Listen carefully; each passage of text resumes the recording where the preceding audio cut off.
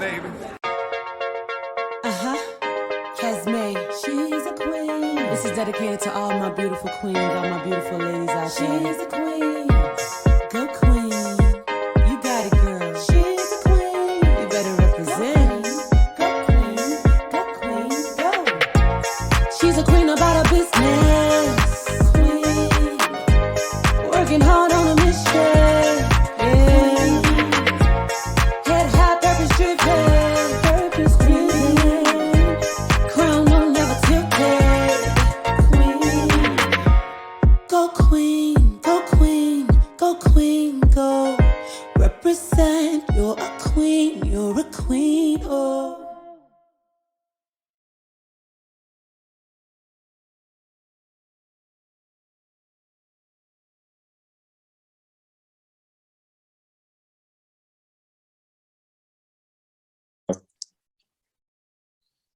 So thank you guys for joining another episode of the Q-Chat podcast. Today, my guest is a Spotify verified independent artist, and he's a voting member of the National Recording Academy, which means he can vote for those illustrious Grammys. And his name is Mr. Roger Ortega. He has a new single out called Back to the Nightlife, and I know that's what we're all trying to get to. So we're just gonna chat it up. As you guys know, I love talking to musicians, so we're just gonna have a great conversation about what he's working on. So how you doing today? I'm good. Thank you for having me. I'm excited to be here. No, thank you. I'm excited to talk to you. So I just wanted to dive in. Like I said, I have a secret. It's no longer a secret. I'm letting everybody know the episodes where I talk to musicians are some of my most favorite episode actually. So I'm definitely excited to talk to you. So I want to start off, I love when I get to musicians to ask them how they started off with music. Some people, they just had that love of it from a child. Some people fell into it later, but I find that mostly everyone kind of had those inklings when they were kids. So what's your history with music? It's always what I've wanted to do. But I grew up in a musical family. My dad and my uncles, they were in a band. The band is still together. Unfortunately, my dad passed away in 2016, but his brothers him and his brothers played since I can remember. And so I grew up listening to them have band practice 2 or 3 nights a week. And they played everything from Tejano music to top 40, to country, to rock, R&B. And so they played a lot of stuff. So I was exposed to a lot of different kinds of musics growing up. And I always knew I wanted to do that, but I didn't necessarily want to be in their band. I didn't want to play the music. I don't speak Spanish, unfortunately. I sing it now, but I just didn't want to go that route. I loved pop music. I loved R&B. And so as when I was just telling someone yesterday, the very first song I sang on stage was with my dad's band. And it was a song called La Bamba. Which I loved that song. And I think I was like 6th or 7th grade when I started singing that song with them. And then eventually when I was around 14, I discovered boy bands, New Kids on the Block. And I was like, well, that's what I want to do. I want to, because I was too shy to do it by myself. I thought if I could drag another 1 or 2 people in there with me, I'd feel more comfortable. And so I did. I started a pop group when I was 14, and we would perform at my dad's intermissions and whatnot. And we did that. And then eventually we started getting our own shows, and we started changing members of the group until we became the group Slow Motion. That group got a record deal in 98, or production deal. We moved up from Kansas to New York.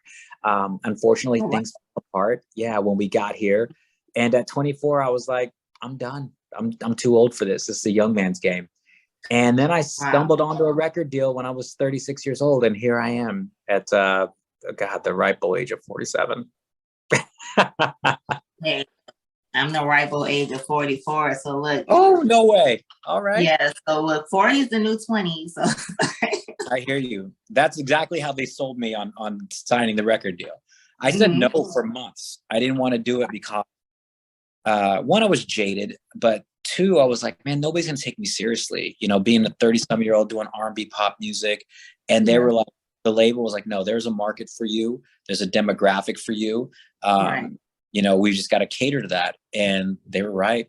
And unfortunately, the record label folded after my first album because the owner passed away. But I was able to take those funds from the first album and reinvest them in the second album, and it was even more successful. So I'm very blessed, very blessed. Mhm. So to answer Definitely. so to answer your question, yeah, I grew up when I was a kid. That I went through my entire life with you there in about 2 minutes. No, that is perfectly fine. So I know, like, so your music is in the R&B genre, right? Right. Yes. Okay. So what were some of your like musical influences coming up? I know, like you said, your dad did the Tejano music actually. So obviously that was one of the influences that you heard, but what were some of the things that, like, you know, the musical artists that you really like? From different aspects of being an artist, as a songwriter, Babyface was a huge influence on me. Boyz II Men vocally were a huge influence on me. Michael Jackson was a huge influence on me. I think the biggest influence of all, two of the biggest influences would have been George Michael was my number one. I love George Michael. Yeah. Love him. And so he was probably my biggest influence. And a lot of that you can hear in my phrasing and the way I say certain words and everything like that. I hear that now. And the other one is a group called Color Me Badd, who was my favorite group back in the day, outside of New Kids on the Block. And that was, they were a big influence in the way that I sing as well. And as luck would have it, I would go on, my group would go on to open up for them and do some shows with them and become good friends with them. And I still talk to the guys, even though they're not together anymore. Wow. So do you still talk to the guys from New Kids on the Block? Or? You know, we know each other. That's who you still talk to. Yeah, Color Me Badd I still talk to, but New Kids on the Block, we know each other. My wife was just telling the story that we were at a concert a few years ago, and Donnie Wahlberg spotted me out in the crowd and was like trying to reach to me to give me a pound, and some girl put her hand in his way, and he like moved it, reached all the way over, and gave me my pound. So yeah, I would never say that we're friends, but we know each other pretty well. Okay, because if you said you were still friends with New Kids on the Block, I was gonna be like, look, I'm a Jordan Knight. Jordan, yeah. No, I know all the guys, and they know who I am. We don't hang out, but we know each other. But we're all cool. Yeah, I think if I start talking about Jordan Knight, this interview would go left. But he was crushing on him. Yeah, he was crushing on him. But getting back to everything, and it's funny how you mentioned like you got to a point where you said you thought like you were too old for it. So I mean, you know, like I said, I just feel like when people have a passion for something, it's good that you didn't let age stop you, you know, which is a plus. But during that time frame, when you said you started out, you know, with the boy band, which boy bands were like a huge thing at one point. Like most people were in bands instead of being solo artists and everything like that. But from that time period where, you know, you said the band disintegrated and you had that time period where you said, but what kept you still, you know, what were you doing in that time frame though to keep your interest on? It's funny. I guess when it's in you, it's in you. I continued to write for myself only, just to write for fun. And my wife would tell me, you know, these are really good songs. You should do something with them. And I'm like, I'm down with that, you know. And then when I went to go to visit the label, a friend of mine referred me to this label. He said, hey, they have a studio. You should go show them some of your music. You know, they have a label. You should show them your music. So I went to the studio after a couple months of him bugging me to do it. And I'm glad he did. And I showed them my songs and they were like, you know, you're sitting on a gold mine, man. Like, you're really good. And I was like, I said, man, my wife says that, but she's my wife. She's supposed to. And they were like, no, we want to sign you on as a writer. So I signed on as a writer and wrote some songs for some of their artists. And then they were like, you know, you should think about being an artist. And I was like, no. Like I said, I'm too old for this. And we went through that whole thing. So for a few months, it was literally like 2 months. I said no. And then I decided, you know what are you doing? They're offering you something you've wanted your entire life, you know, an opportunity to make an album. And I got to say, a lot of it was, you know, I didn't believe in myself. I didn't believe. I'd gone through after the group broke up, you know, I had ended up like going through a depression, you know, not knowing I was going through a depression. I gained weight, you know, I was losing my hair, you know, now I got it all sexy, but I gained weight, I was losing my hair, and my self-confidence was low. And I never felt like I was the strongest singer in my boy band, my group. And I still feel like that. But there was something that I had, and that was a passion and a drive. And so when they offered me this, I thought, the other thing I want to show my daughter, never to give up on your dreams, never. Yeah. And I signed that piece of paper, and here I am talking to you all these years later. Wow, that's a good testimony. I love it. I love it a lot. So how would you describe your musical style? Like, I know you said, it's R&B. I heard one of your singles, I believe it was Back to the Nightlife. It reminded me of like a pop type of thing, like a Stevie J type of thing, So like, what would you describe it as? Like I said, that song automatically made me think of like a Stevie J type of thing.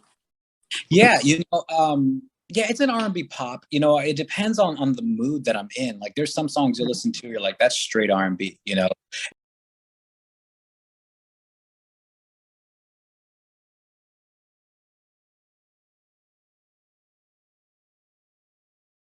Vivian finds herself in a life or death situation with two undercover drug enforcement agents.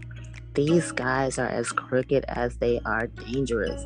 Marcus wants to control her and use her only for sex. Lenny, on the other hand, he just wants her dead.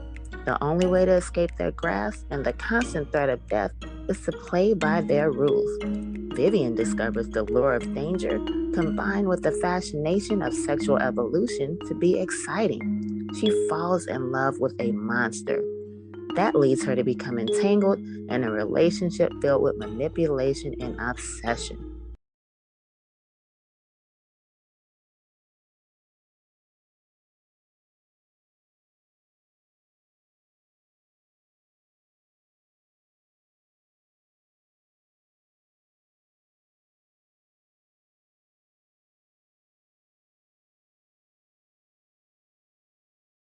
The mood that I'm in. Like, there's some songs you listen to, you're like, that's straight R&B, and then there's you're like, that's straight pop.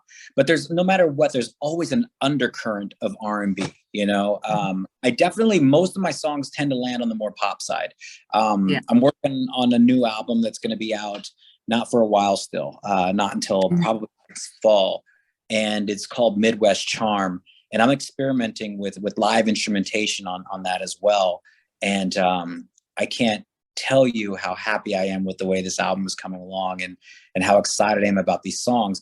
But I think this one is going to lean a little more pop than R&B. Although, man, there's R&B joints on it. I can't wait for people to hear.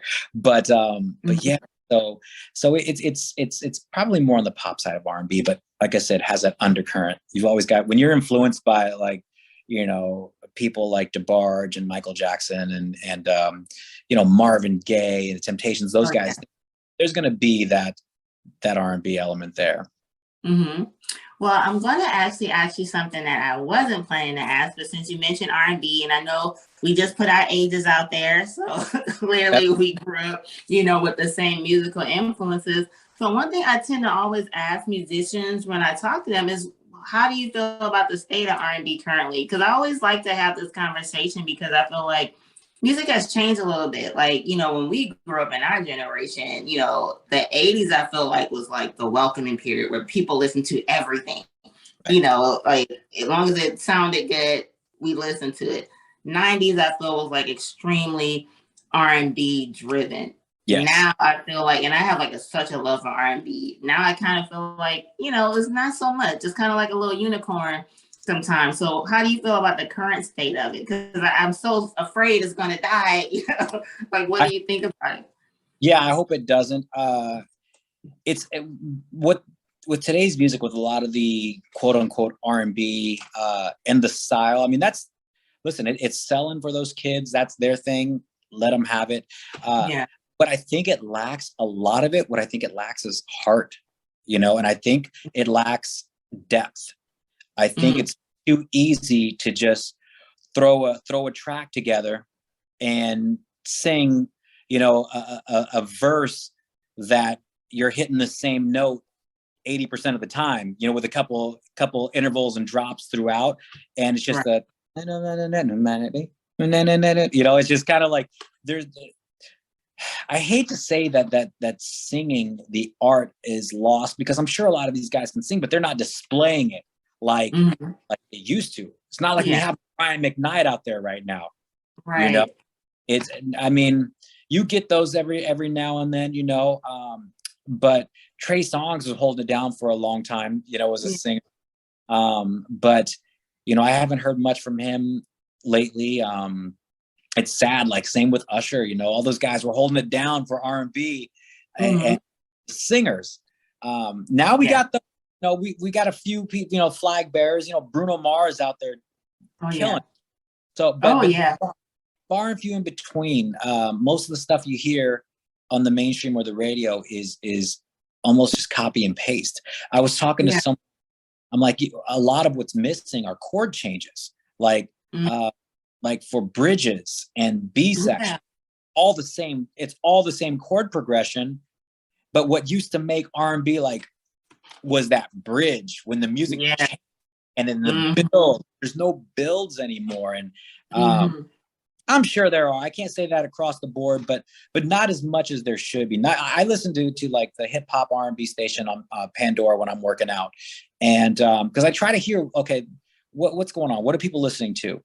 And I like a lot of the songs, but there's soul. Soul is missing. That's what's missing to me. So I'm not going to be the old man talking about the kids, but I'm the old man talking about the kids. Right. But it's like, you kind of can't help it. But you brought up a good point. Like, you're right. Like, because I was watching like an old clip today. There's this IG page called Grown Folks Music, and all they do is play clips from these great songs. Like, you know, and they did a clip today from a performance with Babyface and the Haley brothers when they did the Milestone group for the movie Soul Food, right? Okay. So they were showing the clip where they sang that song. For you. Oh, I love that song.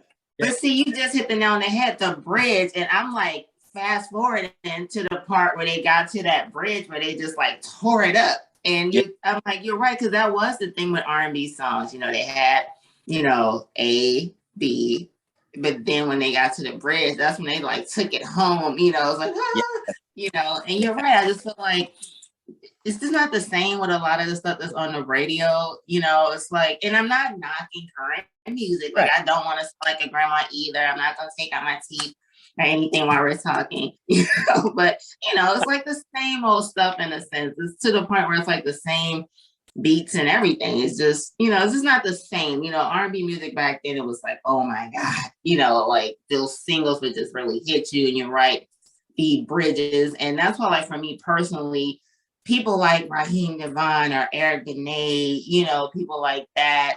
Eric Roberson, Lessons, I thought was a beautiful song. You know, before I interviewed him, like, I could not stop singing the song for days. Like, I couldn't get it out of my head if I wanted to, you know. And I just think that for like younger kids, I just feel like they're kind of getting a slight disservice, because like, damn, you know, you guys aren't getting like a good range of music like people our age did in the 80s. In the 80s, we would listen to from Def Leppard to George Michael to Michael Jackson to, you know, rap music, Run DMC. Like, we just listened to everything. Everybody was happy, you know, and loved everything, which I feel like while we have like a wider range of things, you know, and I have kids and I'm always talking to my son because all he knows is Drake. That's it, you know, and I always try to tell him about other things, you know. I'm like, well, that song was a hook from blah, blah, blah. Do you know that song that Drake has? You know, and I do feel like an old lady ready to take out her teeth. But I'm like, well, that's actually from a Too Short song. You know, this hook, you know, because he doesn't know, you know. But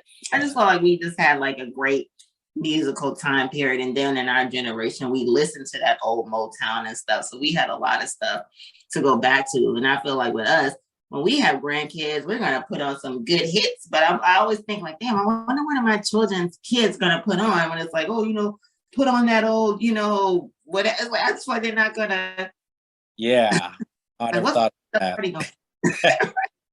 So back to, you know, everything with you at music. I know COVID, of course, hit hard for a lot of musicians and independent artists, you know, that work a lot with touring, number one, things like that. So how did COVID affect you in your career? It's funny. it kind of made me reevaluate things a little bit, but it also gave me the opportunity to grow as an artist in the fact that I actually took the opportunity to learn how to play piano during COVID. And I did a show about a month ago, and for the first time, I busted out the piano, the keyboard in front of a live audience, and it went over so well. And so I started learning how to play during COVID. I wrote a song for my wife that actually came out November 20th last year. It's called Pray For You. It's a beautiful song that I wrote on the piano. And, you know, if anybody's listening or watching right now, go check it out. Pray For You. It's a beautiful song. Guys, if you want just to make your wife or your girl feel good, or if you're a girl, you just want to feel good and feel like loved, listen to that song. So I took that opportunity. I also took it as an opportunity to connect personally a little bit more with my fans. I would do these, what I started doing once a month were these online Zoom karaoke's. So each theme, so we did like boy band night, and my wife and I would dress up for each theme. We did a country night. We dressed up as cowboys and cowgirls. We did a R&B, 90s R&B night, you know. So we had different themes every month for quite a while throughout the pandemic while people were home, giving them something to do because they couldn't go out. I also started, one of my favorite things, aside from playing the piano, that's number one. But my favorite thing that I started doing this stupid show on Sunday nights called Sunday Night Soft Rock with RO on Facebook Live. And it started off on Instagram, me and one of my best friends, just going live. We would play some soft rock in the background. And then we started developing these like skits and a format to the show. Now I brought in two more of my friends. We do it on Facebook Live every Sunday at 10 p.m. And it just has people rolling because we're so stupid. And we engage the audience a lot, but we have like a question of the week. And we have Would You Rather and Why. We always have that section, and the audience loves that. We do different other skits. We have sports and news. Hey, yo, peace world. It's the Love King of R&B, Raheem Devon, and this is the Q Chat. Keep it locked right here. And the audience loves that. We do different other skits. We have sports and news with Huey Lewis in the news playing in the background, and we touch on current, funny, or interesting topics. Then we do. We have these other different segments where we have one we just did headbands, like that game Headbands, where you know. Oh yeah. So we live this time. We have funny food challenges. I think this week we're doing peanut butter and tuna sandwiches, but we've done some really gross ones. We've eaten bugs on there one time. We do tongue twisters that are like kind of dirty. It's an adult show. It's a funny show. People love it. And yeah, it's cringeworthy at times, but every Sunday night at 10 o'clock, we invite you. Should come out and check it out. But it's not for the easily offended, We make fun of ourselves as much as we make fun of anybody else. And our audience is so real with us. They call us on our BS, and it's great. We love them. So yeah, it'll be on this Sunday. You should check it out. Okay, I'll definitely have to check it out. I want to ask you something. And the funny thing is, obviously I'm happy that we're not as confined as we used to be. But one thing I do miss were like some of the musicians that like were doing all these lives on IG or Facebook or Clubhouse, and of course D-Night. But Club Quarantine like practically changed my life, because it was just, he did that as like one of the worst times, during this whole freaking COVID situation. Like he literally made the whole world happy. Good. And I remember I used to be waiting by my phone after that one night where everybody was on that live, including Michelle Obama and everybody. Like I would be up until like 4 a.m. regularly listening to him, because now I got to sleep. I'm like, what the hell? Am I going to die tonight? So that was an amazing time. So I think that is a good thing, how people just got to have more connections, because music is one thing that everyone has, I feel, to lean on, no matter what your taste is. We all have our music, and the music calms the spirit too, So I wanted to ask you, you know, you're in you're a voting member of the National Recording Academy. So how did that start? Like, how did you become a member and how does that work? You know, and I also have another question after that, but you know, how was that experience? So you have to get in based on, I think there was three things. It was record sales, show attendance, and songwriting credits. So I had to submit all of my credentials and everything, and then they go through and check it out. And then I got the email, congratulations, you're welcome, you know, you're a member of the Recording Academy. Then of course you pay your fee every year. And what happens is you join these groups. Some of them are Facebook groups where it's a bunch of artists that are just submitting their stuff. Hey, check this out. You know, hey, vote for me in this category, or for your consideration, check this out. You know, I'm going to be in X, Y, and Z. There's so many categories. There's like 9 categories. And it can be a little overwhelming. I try to listen to most of what people send me, but it's hard because just time. I mean, who has the time to listen to all these? And usually a lot of times they'll send me stuff for categories I'm not going to be voting on, like New Age or something like that, or best spoken word, you know. But they're artists, and I try to give them the benefit of the doubt, and I try to listen to them, and I try to give them feedback, you know. And if I hear it and I think, hey, if I vote in this category, I'll tell them, listen, you got my vote, and I'll stick by that if I vote in that category, because you're only allowed to vote. Is it 3 or 5? I can't remember. They changed it, but 3 or 5 categories. So I tend to stick to the ones I'm most. Yeah. Oh, okay. Is there any particular artist, and it doesn't have to be current, who you feel has been like unsung as far as in the whole Grammy, you know, that unsung artist that should have gotten a Grammy that hasn't? Oh, man. You know, there was somebody a few years ago, and I can't remember who it was, that I was like, oh, they got robbed. I can't remember. It'll come to me later. It was a female artist. God, I can't remember who it is now, but I remember thinking, oh, that she should have walked away with that. Because quite honestly, a lot of it is politics, like anything else. Yeah. You know, and it's all who you're rubbing with, and it's money on promotion, you know, and it's usually the people with record labels that come out on top because they can spend that money. You know, that's the way it is, but don't tell anybody. And then we get kicked out. Right. Like that for the most part, because it seems like, you know, the Grammys seems like it's a little different back in the day. No, back in the day, like it was a big thing to watch these award shows, and I know the Grammys have kind of fizzled out. It's not the same as it used to be, you know. So I don't know. Maybe some people are saying, "Oh, it doesn't matter," or whatever. But I just think it hasn't grasped the audience like it used to. It used to be like really exciting to watch it, you know. It's just, I don't know, it's kind of different now. Yeah, I think too, though, because there's such an oversaturated market with award shows now. You know, I mean, there's come January, you've got so many award shows I mean, how many does Nickelodeon have? You know what I mean? And you've got so many different types of award shows, and it could be that it used to be special because there were only the Grammys, the AMAs, the Country Music Awards, and back when we were kids, you know. And then of course you had like the television and the movies, you know. But now I feel like there's just so many. Not that there shouldn't be, because you know there's something for everyone. But now I just feel like there's just so many I can barely keep up with them. You know, I think the American Music Awards are tonight. When are the American Music Awards? I don't even know. But it's coming. I want to see it.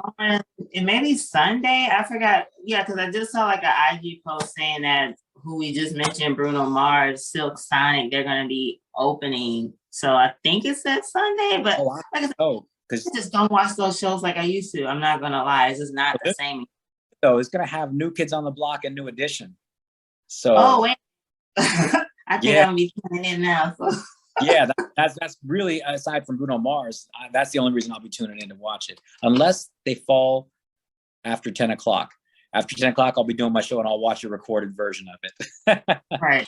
Yeah, you know what? I do remember seeing, that's how much like I don't like, I remember seeing that New Edition and New Kids on the Block were supposed to be on there, you know. Like I said, of course, that's two staples in my childhood, but I forgot about it until you just mentioned it. So Yeah. you're gonna have to tune in. So I want to actually ask you some other questions because obviously you have a wide range of music. So I want to ask you to put together, and I'm not trying to put you on the spot, but if you could, let's say you had to keep the party going, right?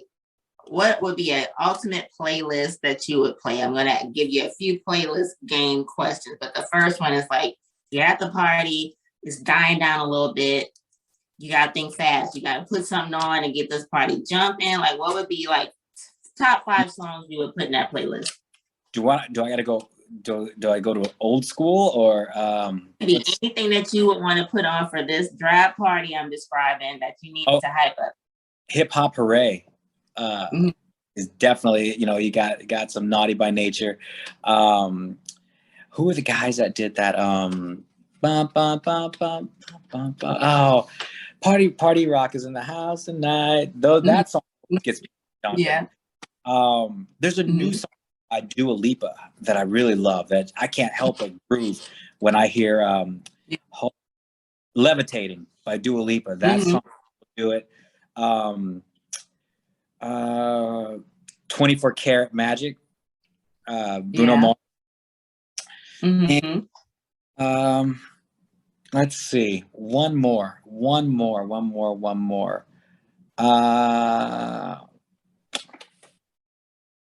Bon Jovi, Living on a Prayer, because you cannot keep the crowd from going, oh, way there. That's it, right? I'm gonna throw them for a loop with that Bon Jovi, but yeah, you took it back with the Bon Jovi. Yeah, but I think I'm for a loop for that. When I was in high school, one of the main songs that would hype us up, because I went to a very my school was very culturally diverse, but it didn't matter like who you were. If they played Red Hot Chili Peppers, when we all were bouncing around, like it didn't matter who it was. Now. Yeah. It could be like the hardest person in the class. They were all like bopping around at the dance. So like that was one song that like grabs everybody. So my next playlist game question. I know you mentioned the Pray For You song and you advised, the guys to play that for their wives and girlfriends or for the ladies if they want to feel good. So let's say you're in the doghouse. You need to put on that playlist and get that wine going and the candles. What would be top 5 R&B songs?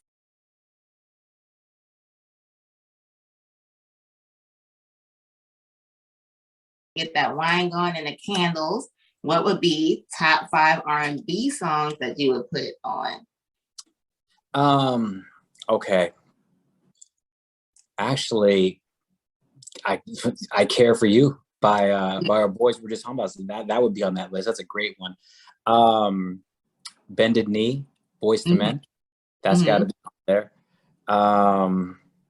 Let's see. I'm gonna go with one that's not necessarily R&B, but he's one of my biggest influences. Richard Marx, Right Here Waiting For You. I know it's a beautiful piano song. Let's see. God, I need some begging. I need some begging, some Keith Sweat. Give me some Keith Sweat. I can't think of that song, the Keith Sweat. I'm gonna come back to that. Let's see, another R&B song where I need somebody that's gonna Jodeci, Forever My Lady, I think is classic. That's a classic one. And I think I want to even go back to like Smokey Robinson. What was that song he had? Damn it. Okay, it'll be a Smokey song. Anyway, at least those are the artists I would go to. Smokey. Okay. Man. But yeah, I can't think of the name of the song. I sing the lyrics. Tears of a Clown. Tears of it's just Tears of a Clown. Oh man, no one around. Okay, that's it. I just like that song. So, I'm sorry. I gotta swap it out. Ooh, baby, baby. That's the one. Yes. Okay. I'm good now. I'm forgiven. He forgave me. That's a definite good list. So one other question I'm going to throw in. So tonight there's the verses, which that's another thing that I think I missed saying. Like obviously D-Nice Club Quarantine was something I think brought a lot of people together. You know, all the other musicians are doing lives and all that type of stuff. Versus is another thing that I think kept a lot of us sane and entertained. So tonight they're doing two powerhouses. And I know I pre-taped these episodes, but tonight's going to be a huge powerhouse. It's going to be Shaka Khan and Stephanie Mills. So I interviewed some other people that you're familiar with, which I'll be releasing, as we mentioned, 80 Empire. I definitely love talking to those guys. So our little game was talking about verses. So who would you put together for the ultimate verses? And it doesn't have, it could be dead or alive, current, past, whatever. Like who would you put together for like the ultimate verses battle? Michael Jackson and Prince. Ooh, yeah, that's a good one. Oh my God, that would be like my ultimate. Could you imagine hit after hit after hit after hit? Creativity just on another level. That's who would be. Michael Jackson and Prince would be my go-to. That is the ultimate one, because when we grew up, that was the verses. It was. Yeah, that really was the verses of our generation. So that's a perfect answer. So back to your things, I want to ask you to tell us about the new single that you have, which is Back to the Nightlife. So tell me about that single. So Back to the Nightlife, I was actually on my way to the studio to record something else, and I came across this track, and you know, it just hit me with the synths, doom, doom, doom, doom, doom, and I was listening to it, and I'm like, man, this makes me feel like I want to go out again, because we hadn't gone out. We've been in quarantine for so long, and it's funny when this quarantine thing was going on, my manager Katrina, she's like, you need to write a song about being in quarantine, or you know, something about this, and I'm like, no, I was like, everybody's gonna do that. Like I don't want to force anything. No. And then when I heard the track, I'm like, man, it makes me want to go out. It makes me want to get dressed. It makes me want to back to the nightlife. Yeah. I was like, oh man, this is it. So I started writing it in the car on the way to the studio, and got to the studio and skipped the other song. I said, let's lay this down. And so I wrote it with my producer, and yeah, we were like, this is the one. I need to record this. And I wanted to put it out just in time for my first show back, in front of live audience. And so we through and we did it, and it did much better than I expected it to do. So I'm very, very, very lucky with that. But it's just about, you know, I never forgot you. You know, we didn't know this was going to take forever, but we knew it would end, and here we are. We're back to the nightlife, and you know, so get out there. If you're going to love somebody, love yourself, and get out and enjoy life, and that's really what it's about. Nice, love it. So I definitely enjoyed this conversation. Can you tell us what's next, and who are some people who you would like to work with, who you may not have worked with, and what's next for Mr. Ortega? So next is working on this album, Midwest Charm, which will be out sometime in the fall. I'm hoping for September. I'll be releasing some singles before then.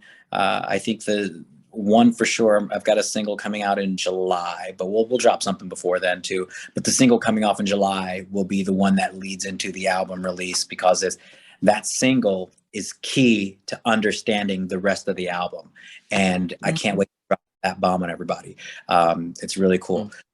So I'm focusing on writing the rest of the album. I'd like to have all the writing and recording wrapped up by May. So we can just focus on promotion the next few months until the album comes out.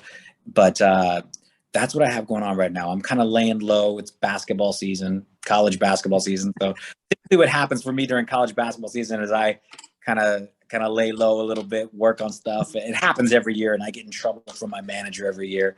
But anyway, but really it's going to be writing and recording, hopefully learning more songs on the piano. And if some shows pop up in the meantime, I'll take them. But it's more about, I just want to get this album done, and I've got some other things up my sleeve. So as far as people that I want to work with, I've been in talks with Eric Roberson to together some writing and stuff like that. I've also been in talks with KG of Naughty by Nature as well. to do some stuff. So whether or not this pans out in time for the album, I hope it does.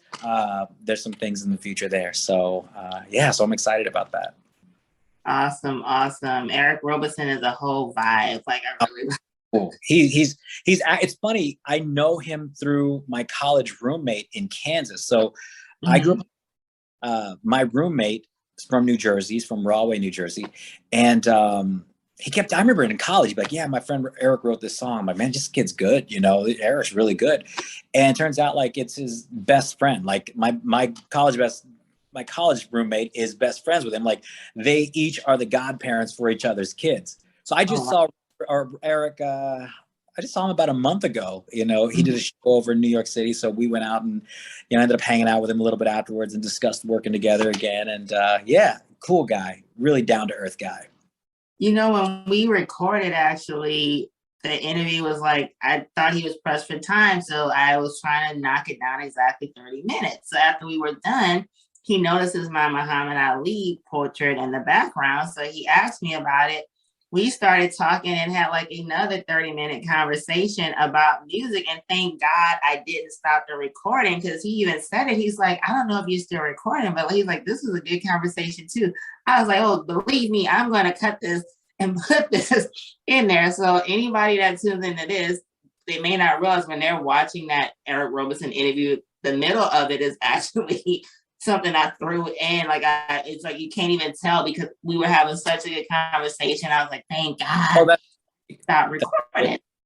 That photo that you have back there, actually, my mom and my stepdad had that in their house for years. They're no longer together, but I remember the room. I remember the wall was just outside the garage in like this little lounge living room area. I remember that photo vividly. But that's cool. That's cool. It's such a good conversation piece. And I mean, I have it because it just means a lot, because, he represented a lot, and I just like that fighting spirit, but it's generated a lot. I had the opportunity to meet Muhammad Ali when I was a kid, because my mom, I was a boxer. My mom was my coach. My stepdad, they were both my coaches, but it was more my mom. She was more the coach. But they were just starting closed circuit TV, like where you would go to the arena, pay the ticket, and watch the big fights like on a screen there. So it wasn't quite pay-per-view in your home. It was like pay-per-view at the arena. Yeah. And he came down to promote, I think it was Spinks, and I can't remember the fighter. But he came in town to promote it, and he was meeting with the governor, and there's this boxing club in town, and so we got invited out there to meet the governor and meet Muhammad Ali. I got a picture of it. To me, like that generation too, there was a time where like R&B was like really heavy, but now it's like every song has like the same aesthetic, like whether it's a rap song or a pop. I can't even say like an actual love song, because people don't. It's like I don't know. It's not radio heavy. Love songs are no more. I miss the days of listening to Geaux. Take me to the sun, we all go down. But then even like David Hollister. Right.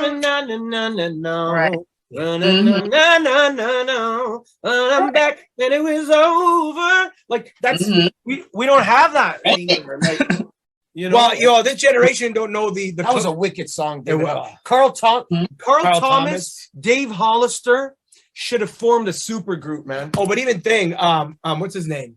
In town, and so we got invited out there to meet the governor and meet Muhammad Ali. I got a picture of us somewhere not far from my house. I'm not at my house right now, but I'm at what I call my East Coast mom's house. But so I do have a picture with Muhammad Ali, and I'm really blessed to have that. So that is a very special picture that you have there. It is a great conversation. Wow. It really is. And this has been a great conversation. Like I told you before I hit record, I love my secret episodes where I talk about music. I love it, because it's just meeting all these great people like yourself and all the different things that we share in common. I love George Michael too, FY. Did I see on your IG page that you sang Father Figure? I did. I redid Father Figure, and now's the season for Christmas. 2 years ago, I re-recorded Last Christmas, and I shot the video for it in Toronto. But I did Last Christmas the way that the lyrics are written, meaning that it's a very happy song. It's a very sad song, you know. And so I slowed it down, and I added, and it's a beautiful version. You gotta, if you go check, the video is all over YouTube. But that video was the hardest video to shoot because we shot. Literally, I think it was just the anniversary of us shooting a couple of days ago because it popped up in my memories. We shot in this beautiful condo in Toronto, overlooking the city. But then we went out to the streets, to downtown Toronto. But we didn't want anybody around, so we went like at 1 o'clock in the morning. And when I tell you, negative 17 degrees, it was so bad. And I felt bad for my director because he was out there trying to get the shots and everything. And while I'm sitting in the car, you know, trying to warm up, I would go out there and I'm like, man, I cannot tell you if I'm lip syncing this right or not because my lips are numb. Like I've never been that cold in my entire life. And we were out there for hours, but it was worth it. It was worth the video is beautiful. So check out Last Christmas by Roger Ortega. I actually did a George Michael tribute concert a couple years too, so I know we gotta go, but yeah, so there's that. I'll definitely have to check it out. But like I said, Last Christmas, I mean, it is a sad song, but it makes me sadder because I mean, I almost like I was on the interstate when I found out he passed away, leaving my parents' house from Christmas, and I almost like I was like, oh my God, no, you know, so I recorded it because one, I love the song my entire life, but two, because I hated every version that came out of it after his.